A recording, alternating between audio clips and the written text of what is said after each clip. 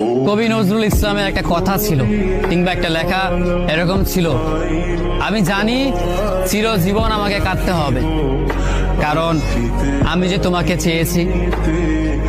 আসলেই আমি যে তাকে চেয়েছি এই জন্য আমাকে সারা জীবন কাঁদতে হবে, কারণ আমি তাকে কোনোদিন পাবো না, আর পাইনি বলেই আমার কান্না করতে হয়। তাকে আমি প্রচন্ড ভালোবাসি বলেই আমার কান্নাটা আসে, তাকে আমি আমার করে পাইনি বলেই আমার কষ্টটা হয়। কবি নজরুল ইসলামের লেখাটা খুব দারুণ ছিল। আসলেই তাকে পাইনি বলে আমাকে সারা জীবন কান্না করতে হবে। যদি সে আমার এই ভালোবাসাটা বুঝতো, আমার এই অসীম ভালোবাসাটা বুঝে আমাকে একটু বলতো যে আমি অন্যদের মতো কখনোই তোমাকে ছেড়ে যাব না, তাহলে বিশ্বাস করুন পৃথিবীতে হয়তো আমার চাইতে সুখী মানুষ আর কেউ হতে পারতো না।